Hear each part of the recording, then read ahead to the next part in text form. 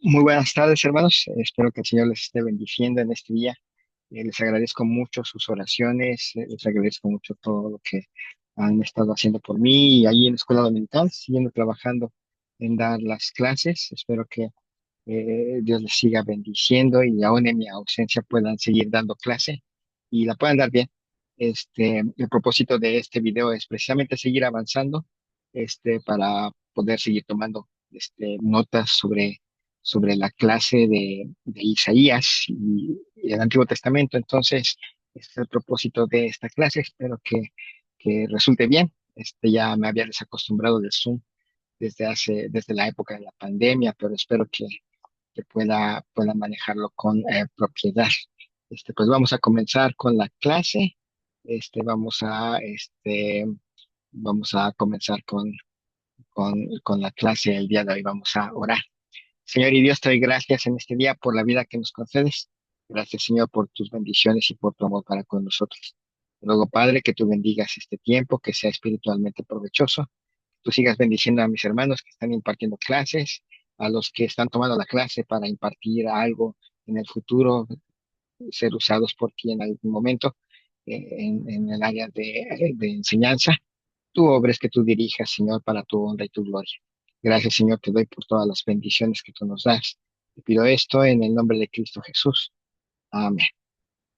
Pues bien, comenzamos, hemos estado viendo el libro de Isaías, eh, estuvimos viendo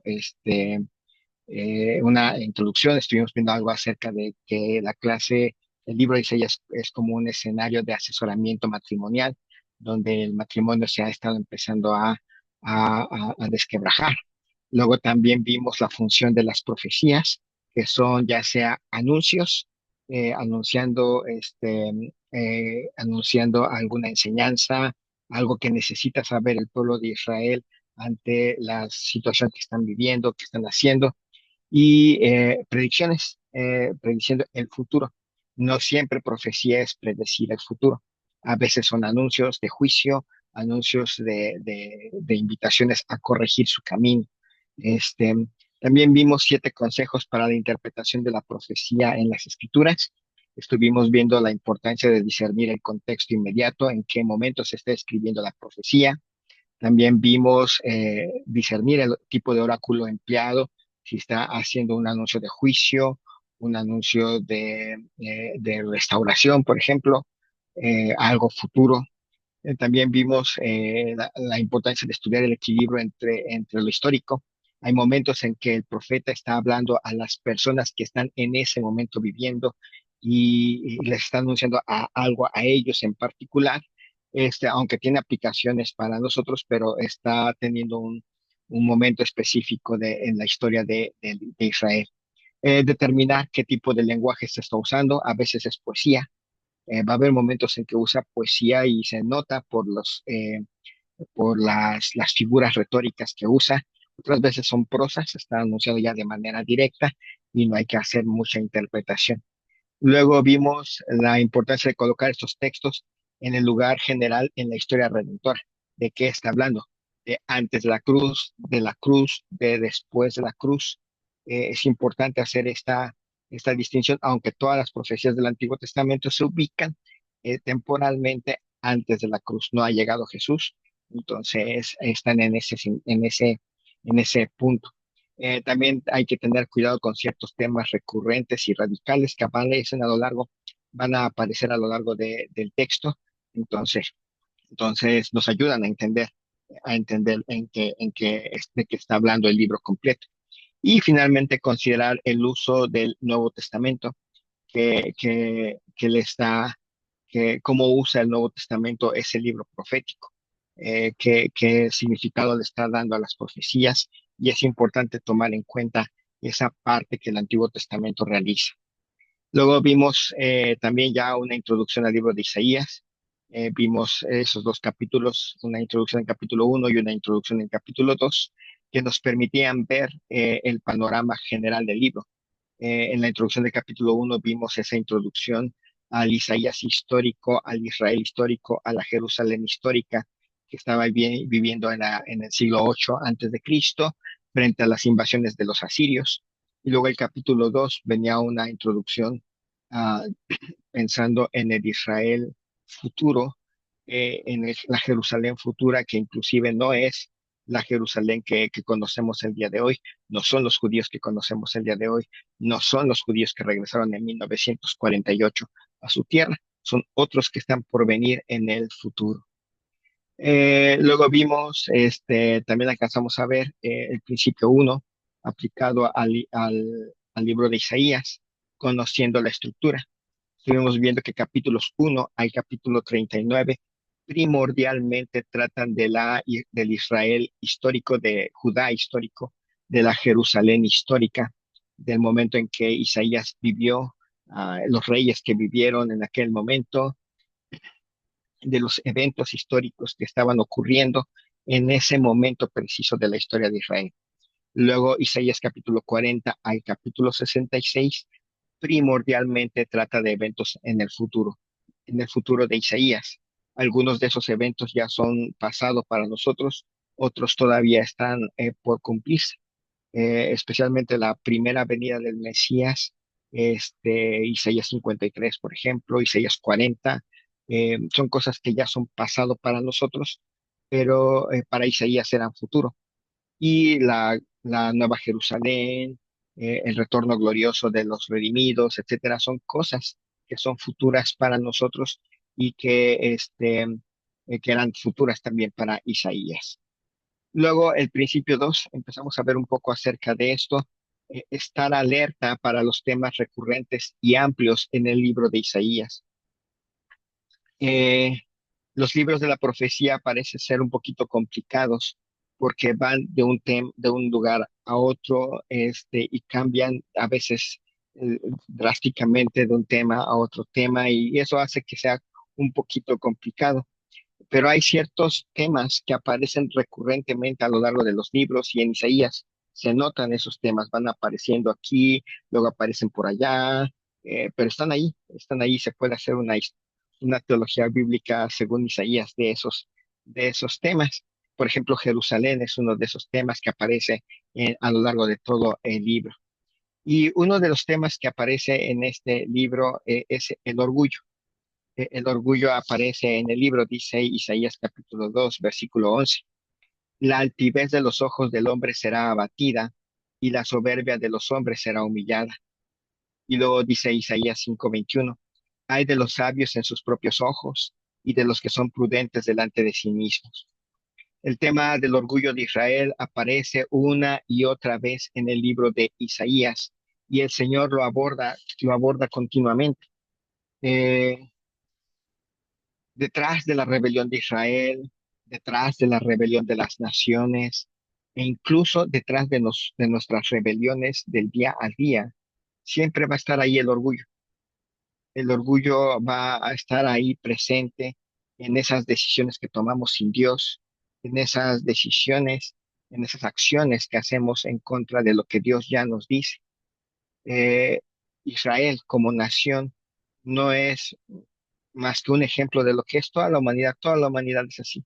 Hoy en día también toda la humanidad es así, hay cierta parte de un Israel religioso, pero muchos de ellos viven sin religión y lejos de Dios. Y aún los que viven en religión en Israel muchas veces son una religión que ellos han creado, que ellos han construido y que al final de cuentas es muestra de orgullo. Leer acerca del despreciable orgullo y la injusticia que produce nos recuerda que nosotros sin Cristo somos así. Solíamos ser orgullosos. Y cuando dejamos que el orgullo tome control de nuestras vidas, producimos efectos verdaderamente malos. Tenemos que tener cuidado con el orgullo personal, que puede inclusive tomar formas de un orgullo religioso, de un orgullo de santidad, como lo hacían los puritanos. Puede ser un orgullo eh, de arrogancia, pensar que nosotros sabemos más que Dios, y queremos imponer a Dios nuestros preceptos, nuestras formas de ver las cosas. Entonces, el primer tema que vemos ahí es el orgullo. El segundo tema que vemos es la confianza. Eh, La confianza es un capítulo que aparece especialmente en capítulos 7 al capítulo 39. Va apareciendo en varias ocasiones.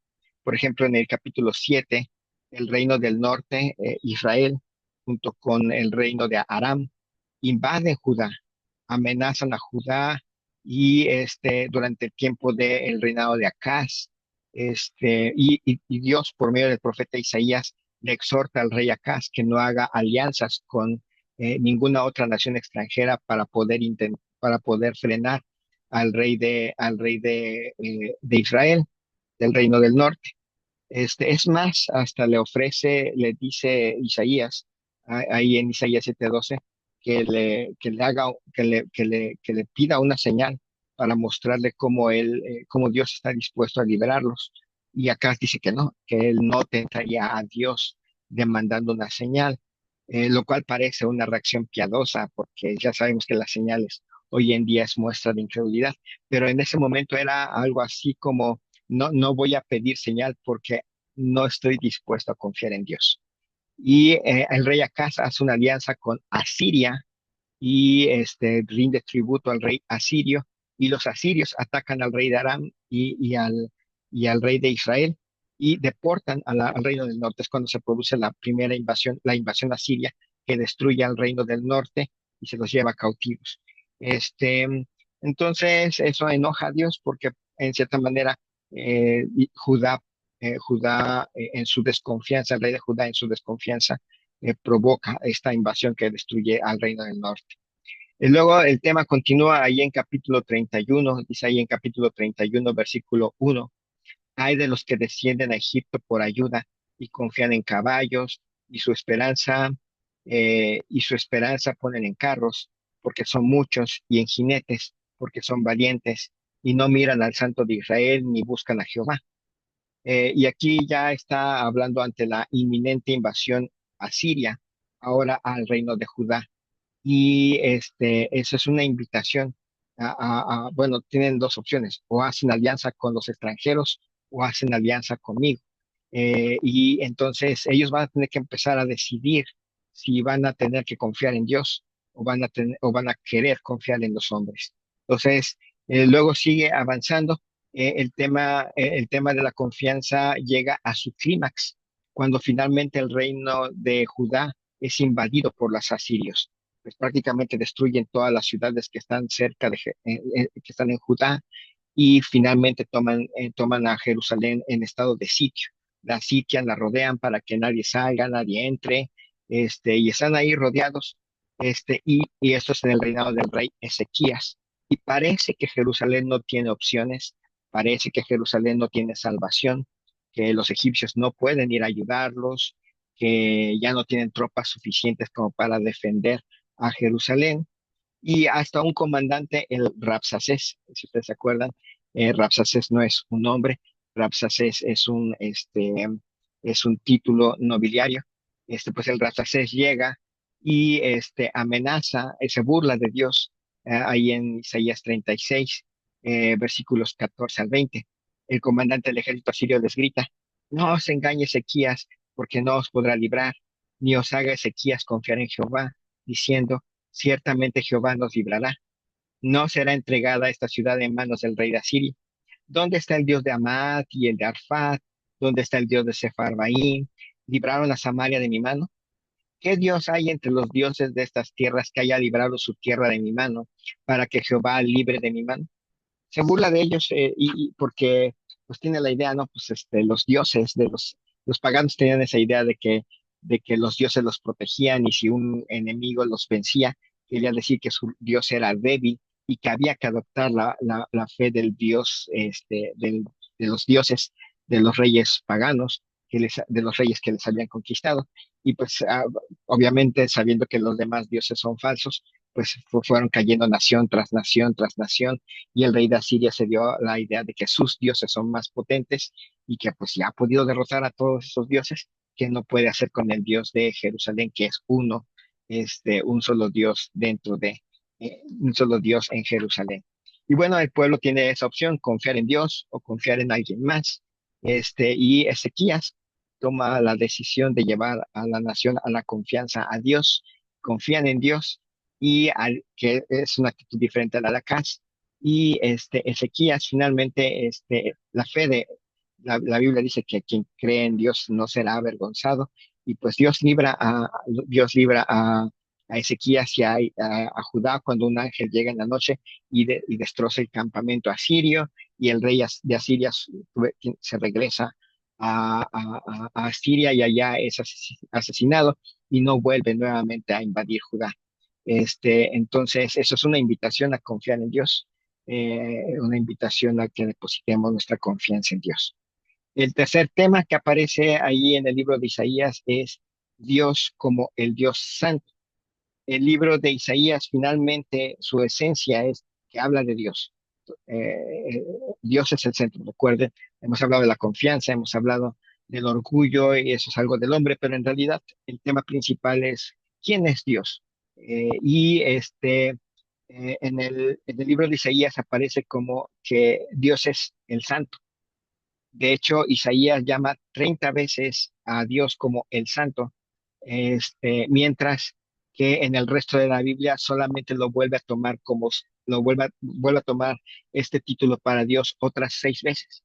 Ya sabrán cuál es el énfasis del libro de Isaías, Dios como el Dios santo. ¿Y por qué Isaías lo vería así? ¿Por qué haría ese énfasis? Y la respuesta quizás está en su llamado, ahí en Isaías capítulo 6, donde dice, en el año que murió el rey Usías, vi yo al Señor sentado sobre un trono alto y sublime, y sus faldas llenaban el templo.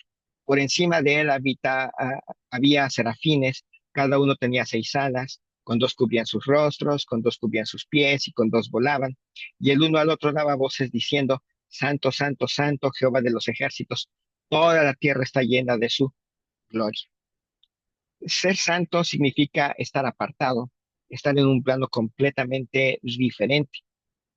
¿Y cuál es la culminación de la santidad de Dios? Dice ahí el versículo 3, y el uno al otro daba voces diciendo, Santo, Santo, Santo, Jehová de los ejércitos, toda la tierra está llena de su gloria.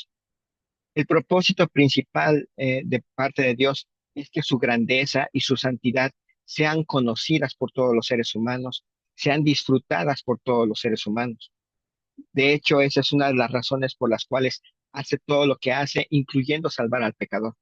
Envió a su Hijo a morir en una cruz por nosotros, para que no nada más disfrutemos de la vida eterna, sino de la presencia de este Dios grande, de este Dios grandioso, de este Dios santo. Dice ahí en Isaías capítulo 48, versículos 9 y 11, por amor de mi nombre diferiré mi ira, y para alabanza mía la reprimiré, para no destruirte.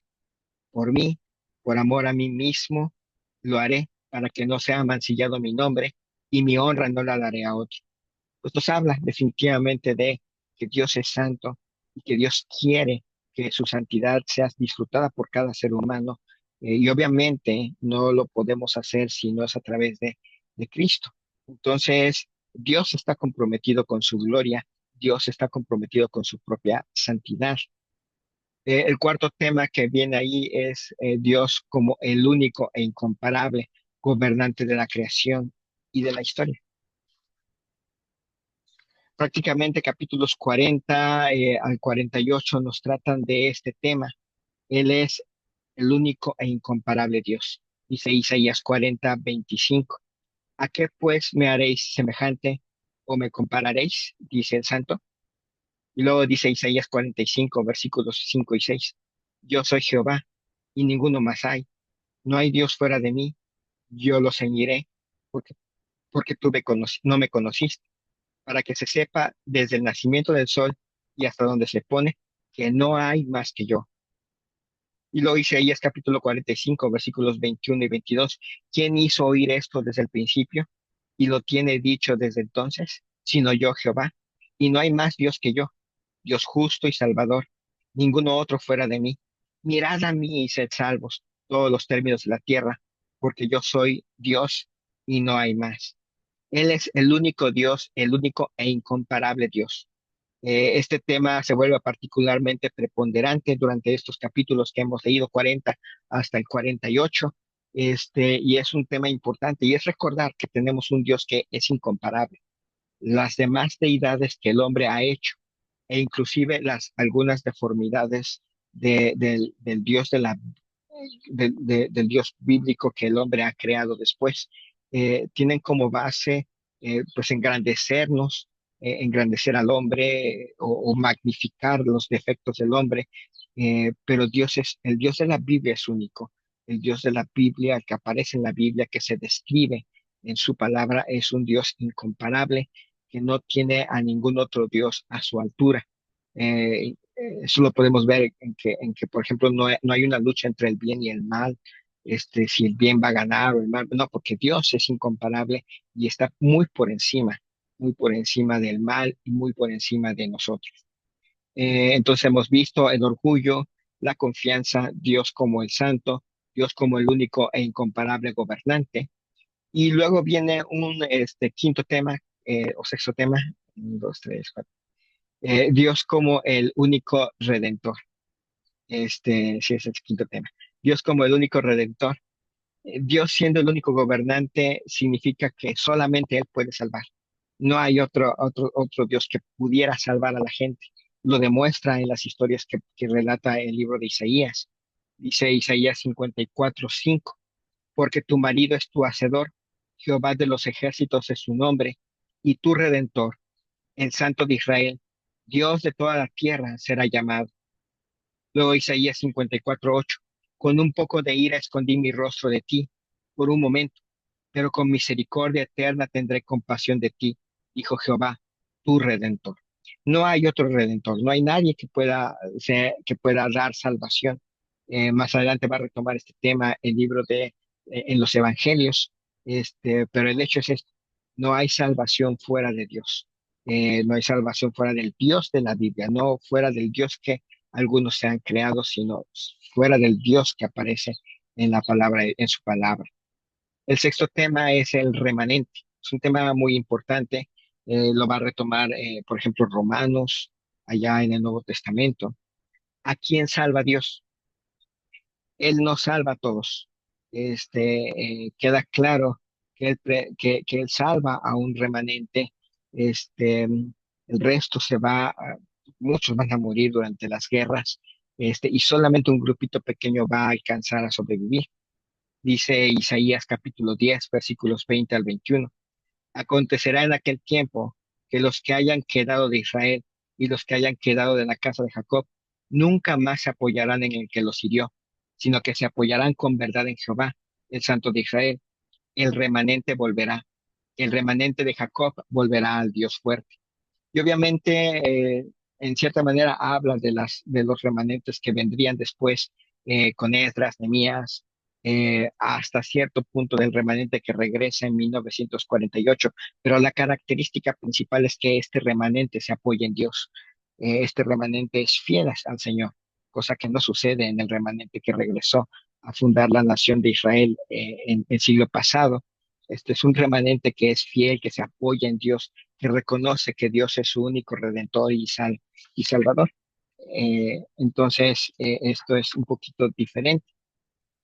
Sin embargo, queda claro en los capítulos 56 al 59 que el remanente que regresa, inclusive ese remanente va a pecar. El remanente que regresó con Esdras y Nehemías, pues obviamente cuando retomamos el Nuevo Testamento encontramos a un Israel apartado de Dios. El remanente que llegó en 1948, muchos de ellos son ateos, muchos de ellos no viven la fe bíblica y sobre todo han rechazado al Mesías. Así que no son santos enteramente ante Dios. Y conforme va avanzando esos capítulos 56 al 59, nos vamos dando cuenta que el remanente es de uno solo, que no está hablando de un remanente nacional, sino de una persona en Isaías. Esto es importante porque después, cuando vemos esto en el Nuevo Testamento, pues nos va a hablar acerca de que el remanente se va a caracterizar por estar en Cristo, este, eh, porque es uno el remanente fiel. En el llamado de Isaías, a Isaías se le dice que Dios traerá destrucción hasta que todo sea destruido. todo. Es decir, todo excepto la simiente santa, ahí en Isaías 6:13. ¿Y quién es esa simiente santa? El capítulo 11 del libro de Isaías nos da la respuesta. Dice capítulo 11 versículos 1 y 2. Saldrá una vara del tronco de Isaí, y un vástago retoñará de sus raíces, y reposará sobre él el espíritu de Jehová. ¿Sobre quién va a reposar el espíritu? Sabemos desde la primera mitad de Isaías, particularmente en capítulos 9 y capítulo 11, que es una figura mesiánica, una figura real. Y luego en la segunda mitad del libro de Isaías encontramos muchas descripciones de quién es este remanente, este Mesías que va a ser fiel, que no va a pecar, y que va a restaurar a la nación de Israel. El séptimo tema que vemos es el tema de el siervo. El Espíritu de Dios reposará especialmente en alguien que sea un siervo. Aprendemos de eso en Isaías 42:1. He aquí mi siervo, yo le sostendré, mi escogido, en quien mi alma tiene contentamiento. He puesto sobre él mi espíritu, él traerá justicia a las naciones. También podemos ver eso en Isaías 49:1 al 6, Isaías 50:4 al 9, y particularmente en Isaías capítulo 52, versículos 13 al 53:12. Algunas de las palabras de esa sección dicen: He aquí que mi siervo será prosperado, será engrandecido y exaltado, y será puesto muy en alto. ¿Cómo se asombraron de ti muchos? De tal manera fue desfigurado de los hombres su parecer, y su hermosura más que la de los hijos de los hombres. Así asombrará él a muchas naciones, los reyes cerrarán ante él la boca. Habla de un siervo, habla de un siervo en la interpretación de los rabinos. Ellos no podían comprender cómo este Mesías rey iba a ser un siervo, y cómo ese siervo iba a morir, iba a ser sacrificado. No podían entender estas dos verdades juntas que corrían al mismo tiempo: la idea de un Mesías real, un Mesías poderoso y un siervo sufriente. Así que, como se hacen en muchos lugares de las escrituras, pues optaron por suprimir una y malinterpretarla y dejar otra.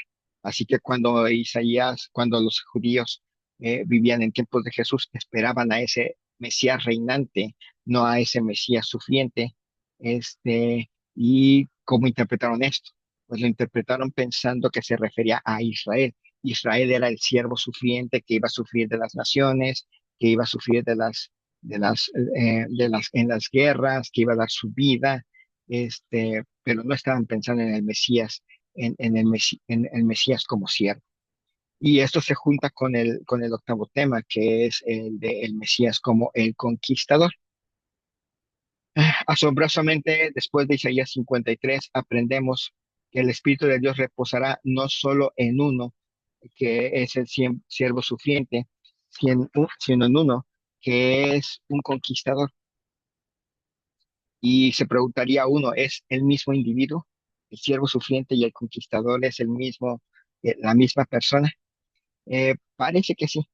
Hay cuatro cánticos al respecto, ahí en Isaías capítulo 59, versículos 15 al 21. Y lo vio Jehová y desagradó a sus ojos, porque pereció el derecho. Y vio que no había hombre, y se maravilló que no hubiese quien se interpusiese, y lo salvó su brazo, y le afirmó su misma justicia, pues de justicia se vistió como de una coraza, con yelmo de salvación en su cabeza, tomó ropas de venganza de vestidura, y se cubrió de celo como de manto. El segundo cántico empieza en el capítulo 61, dice ahí en versículo 1: El Espíritu de Jehová, el Señor, está sobre mí, porque me ungió Jehová. El tercer cántico está en el capítulo 61, versículos 10 al 62:7, y ahí el conquistador viene como un novio para llevarse a su novia, para rescatarla. Y en el cuarto cántico, en el capítulo 63, hay una horrible imagen de juicio cuando venga el conquistador y venga para juzgar. Esa es la situación que los israelitas no pudieron entender. Es el mismo personaje.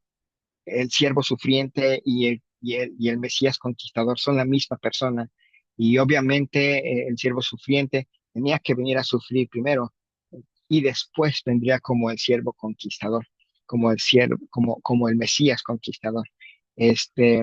Los israelitas, como les digo, aunque estas dos líneas corrían paralelas, decidieron, como no podían entender cómo podían ser la misma persona, decidieron suprimir una y dejar la otra, pero es la misma persona, este siervo sufriente, que al mismo tiempo es el Mesías conquistador. El noveno y último tema, gran tema del libro de Isaías, es la Nueva Jerusalén, la novia. Los capítulos finales de Isaías se centran especialmente en la Nueva Jerusalén como la nueva novia, que también es una representación de los nuevos cielos y de la tierra nueva. Dice Isaías capítulo 62, versículos 3 al 5. Y serás corona de gloria en la mano de Jehová y y diadema de reino en la mano del Dios tuyo. Nunca más te llamarán desamparada, ni tu tierra se dirá más desolada, porque el amor de Jehová estará en ti, como el gozo del esposo con la esposa. Así se gozará contigo el Dios tuyo. Qué gloriosa visión. Estamos hablando del Santo, estamos hablando de este Dios único e incomparable, gobernante de la creación, el Redentor, y este es quien le dice a su pueblo, me deleito en ti, me regocijo en ti. Y para nosotros como cristianos, pues Él nos está diciendo esto. Isaías dice que todos los verdaderos creyentes son una corona de esplendor en su mano. Al final de cuentas, Él nos ganó. Al final de cuentas, Él es el que nos transformó. Al final de cuentas, es el que nos redimió. ¿Y es por algo que hayamos hecho? No, para nada. No es porque tengamos buena apariencia, o seamos inteligentes, o seamos exitosos, o seamos poderosos. No, tiene más que ver con lo que el Mesías sufriente hizo en capítulo 53. Es a través de Jesús que Dios se deleita en nosotros. ¿Se acuerdan de lo que dice el libro de Efesios? Él nos hizo aceptos en el amado.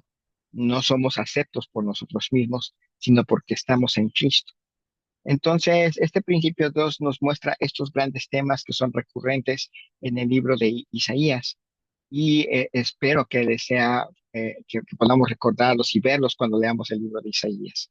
Y bueno, esto es todo por el momento. Espero poder grabar la siguiente clase el lunes para continuar con el principio 3.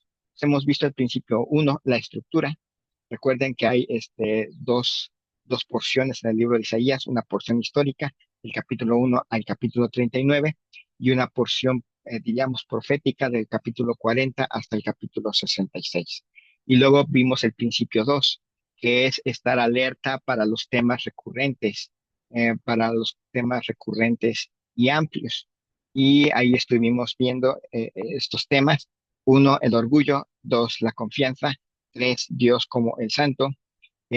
Cuatro, este, Dios como el único e incomparable gobernante de este mundo.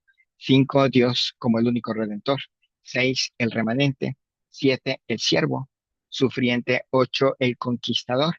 Y nueve, la nueva Jerusalén. Ah, Pensando un poco en el tema 3, es importante considerar, es importante considerar la interpretación autoritativa del Nuevo Testamento. Tenemos que leer todo el libro de Isaías a la luz del Nuevo Testamento. Es leer todo a la luz de la interpretación autoritativa del Nuevo Testamento. No es a la luz de la nula autoridad de los comentarios bíblicos, sino a la luz de lo que el Nuevo Testamento dice acerca del libro de Isaías. He mencionado el hecho de que la profecía del Antiguo Testamento a menudo produce varios horizontes de realización y el Nuevo Testamento literalmente retumba con los sonidos de Isaías. Hay muchas citas de Isaías que el Nuevo Testamento las trae para recordarnos lo que Isaías dijo acerca del Mesías. Eh, Nos habla mucho de todas sus grandes y gloriosas promesas que se cumplen en la persona de Cristo, tanto las promesas del siervo sufriente como las promesas de redención. Podemos ver eso, podemos ver ahí en el Nuevo Testamento a Jesús como el Mesías prometido. Eh, Pablo dice ahí en Romanos 15:12, y otra vez dice Isaías, estará la raíz de Isaí y el que se levantará a regir los gentiles. Los gentiles esperarán en él. Y lo aplica a Jesús. Aplica esta cita de Isaías a la persona de nuestro Señor Jesucristo. Luego, cuando Juan está hablando acerca de la gloria de Dios, ahí en Juan, en el libro, en su evangelio, nos dice que Isaías dijo esto cuando vio su gloria y habló acerca de él. Esas son las palabras que usa Juan, hablándonos que Isaías vio a Jesús, diciendo que Jesús era el que estaba sentado en el trono grande y sublime. Este es el santo de Israel. Luego, Jesús es el santo, Jesús es el Mesías prometido, Jesús es el Redentor prometido. Los cuatro evangelios citan las palabras finales de Isaías 40 para decir que Jesús es Dios que ha venido para dar consuelo a su pueblo. Así en Lucas capítulo 3, Juan el Bautista, que ha venido a preparar al pueblo para Jesús, explica su papel en las palabras de Isaías: voz que clama en el desierto, preparad camino a Jehová, enderezad calzada en la soledad a nuestro Dios, y verá toda carne en la salvación de Dios. Usa en la versión griega, obviamente, usa estas palabras que Isaías utilizó, que Isaías dijo, y las repiten por lo menos los tres grandes evangelios, este, acerca de Juan el Bautista, que está llegando para anunciar la entrada del Mesías. Él es el Redentor prometido. Jesús como siervo sufriente. Los escritores del Nuevo Testamento sabían que Jesús era el siervo sufriente. Para explicar el ministerio de Jesús, Mateo escribe, para que se cumpliese lo dicho por el profeta Isaías cuando dijo: He aquí mi siervo, a quien he escogido, mi amado, en quien se agradó mi alma. Ahí en Mateo capítulo 12, versículos 17 al 18. Y cita a Isaías. Como ustedes pueden ver, los autores del Nuevo Testamento citaron varias veces a Isaías y lo aplicaban al Mesías, lo aplicaban a nuestro Señor Jesucristo, para decirnos: Isaías escribió del Mesías. Isaías escribió la obra que iba a hacer el Mesías en el momento en el que vino, como el Mesías prometido, el Santo de Israel, el Redentor prometido, el siervo sufriente, y también como el conquistador. El Nuevo Testamento también nos muestra que Jesús es el conquistador. Ahí en Apocalipsis capítulo 22, versículo 12: He aquí yo vengo pronto, y mi galardón conmigo, para recompensar a cada uno según sea su obra. Decía Isaías capítulo 59, versículo 18, en la Nueva Versión Internacional, eh, que iba a llegar el conquistador prometido y que él pagaría a cada uno según sus obras. El conquistador prometido iba a llegar y pagar a cada uno según sus obras. Y Apocalipsis 22:12 nos habla exactamente de lo mismo. Es la misma persona. Está diciéndonos Apocalipsis que el conquistador prometido por Isaías es Jesús, y este conquistador regresa, que está por venir. Entonces, si uno piensa, el Nuevo Testamento está lleno de ejemplos que nos muestran que los escritores del Nuevo Testamento estaban conscientes y creían que Isaías escribió de Jesús, que Isaías estaba anunciando la venida del Mesías, la obra del Mesías, que estaba anunciando la redención que traía el Mesías, la restauración que traía el Mesías, pero también en los tiempos gloriosos que vienen con el Mesías que regresa y que regresará pronto. Y bueno, eh, en conclusión, el libro de Isaías sí se parece a la transcripción grabada de una plática para matrimonios. La diferencia es que en nuestras pláticas matrimoniales los dos tienen culpa, y aquí no. En el libro de Isaías, Dios ha permanecido fiel, Dios ha sido santo, Dios ha sido bueno. Es el pueblo de Israel el que ha revelado. Es el pueblo el que ha fallado, el que ha sido duro de corazón. Hemos visto que es importante leer Isaías a la luz del Nuevo Testamento, pero también es importante cuando leamos el Nuevo Testamento tener en mente lo que dice Isaías para entenderlo.